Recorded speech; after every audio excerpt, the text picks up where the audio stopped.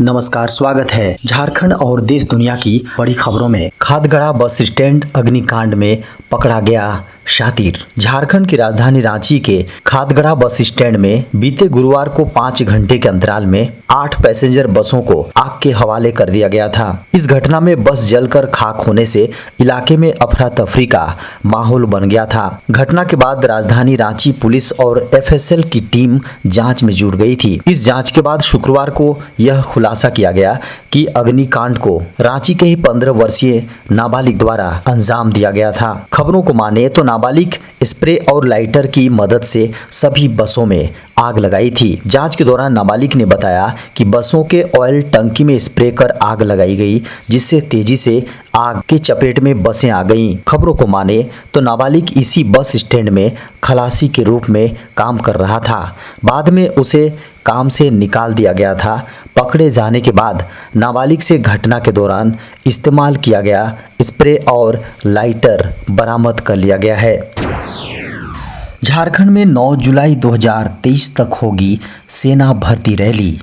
झारखंड में अग्निपथ योजना के तहत सेना भर्ती रैली 1 जुलाई से 9 जुलाई 2023 तक होगी। इस भर्ती रैली का आयोजन झारखंड के 24 जिलों के युवाओं के लिए किया जाएगा। यह रैली राजधानी रांची के मोराबादी मैदान में 1 जुलाई से 9 जुलाई तक होगी। खबरों को माने तो इस रैली से पहले अभ्यर्थियों का ऑनलाइन परीक्षा लिया गया था।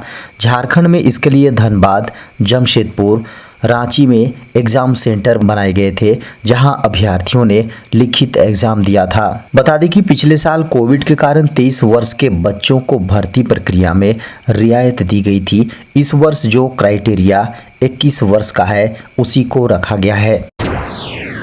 झारखंड में हूल दिवस पर मुख्यमंत्री हेमंत सोरेन ने दी बड़ी सौगात।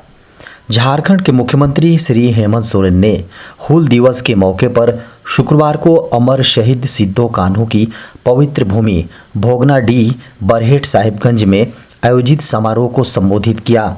उन्होंने ट्वीट करके भी कहा कि आज हूल दिवस के अवसर पर हूल क्रांति के महानायक अमर वीर शहीद सिद्धो कान्हू जी की जन्मस्थली भोगनाडीह में विभिन्न योजनाओं का शिलान्यास, लाभुकों के बीच परिसंपत्तियों का वितरण एवं युवाओं को नियुक्ति पत्र प्रदान करने का अवसर मिला।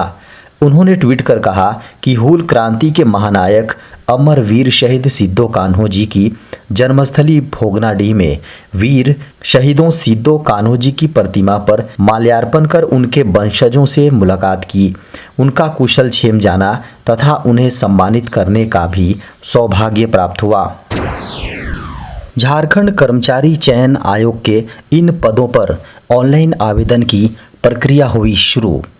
झारखंड नगरपालिका सेवा संवर्ग के विभिन्न पदों के लिए कर्मचारी चयन आयोग ने ऑनलाइन अप्लाई के लिए लिंक जारी कर दिया है। बता दें कि 923 झारखंड नगरपालिका सेवा संवर्ग के अराजपत्रित पदों पर नियुक्ति के लिए ऑनलाइन आवेदन जमा करने की प्रक्रिया शुरू हो गई है। इन पदों पर आवेदन भरने के इच्छुक योग्य अभ्यर्थी 27 जुलाई तक ऑनलाइन आवेदन दे सकेंगे।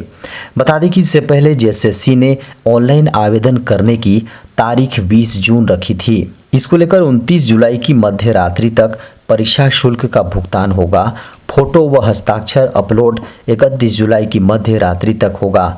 वहीं 2 से 4 अगस्त की मिडनाइट तक आवेदन पत्र में संशोधन कर सकते हैं। खबरों को माने तो अभ्यर्थियों का चयन एक चरण में आयोजित मेंस एग्जाम के आधार पर किया जाएगा।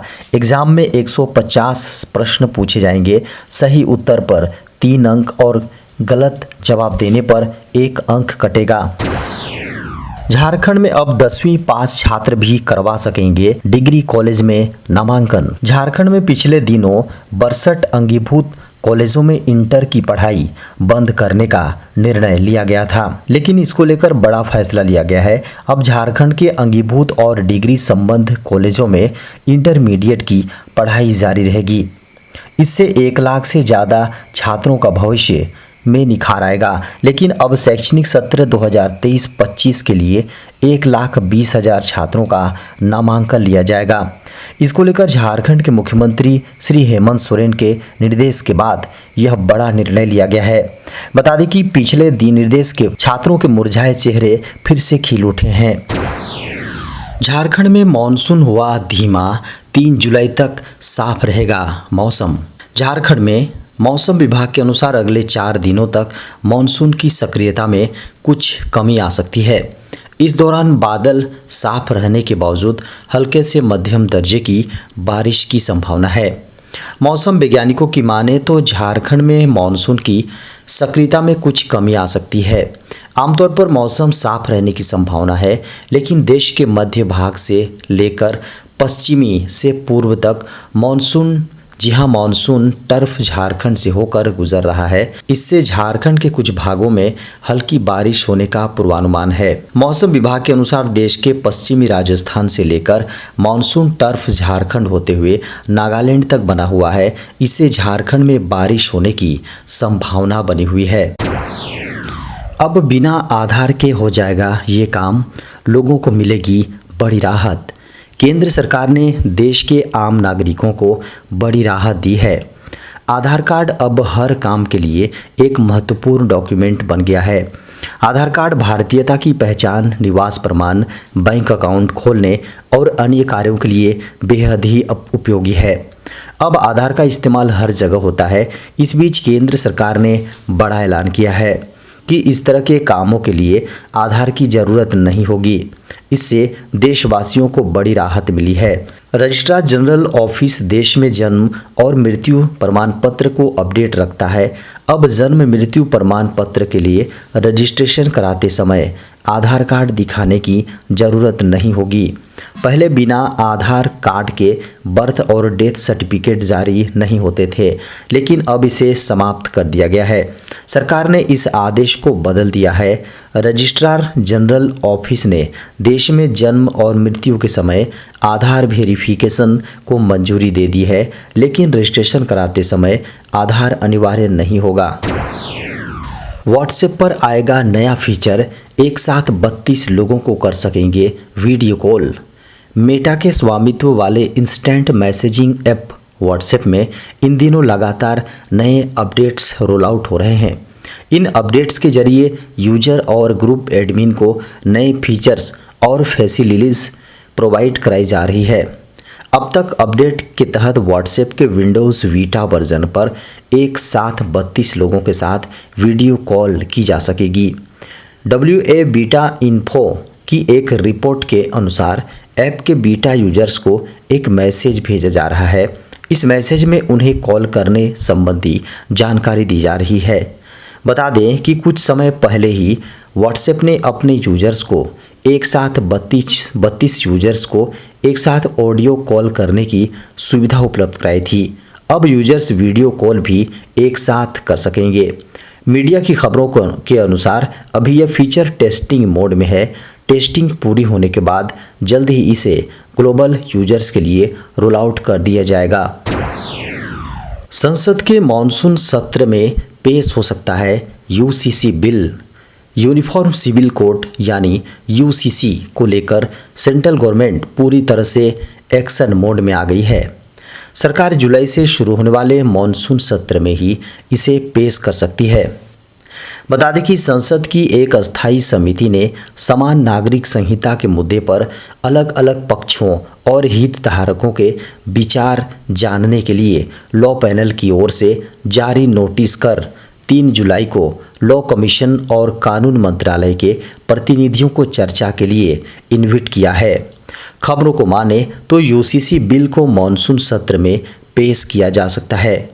इसके बाद बिल को संसद की अस्थायी समिति के पास भेजा जाएगा, जो इस मुद्दे पर अलग अलग हितधारकों की राय को सुनेगी और फिर उस पर विचार करेगी। लॉ कमीशन ने 14 जून 2023 को UCC को लेकर एक पब्लिक नोटिस जारी किया था और विभिन्न हितधारकों से उनकी राय की मांग की थी। खबरों को माने तो मंगलवार शाम तक लॉ पैनल को इस मुद्दे पर लगभग 8.5 लाख प्रतिक्रियाएं मिल चुकी थी। केंद्र ने दी बड़ी सौगात, इन छोटी बचत योजनाओं की ब्याज दरों में हुआ इजाफा।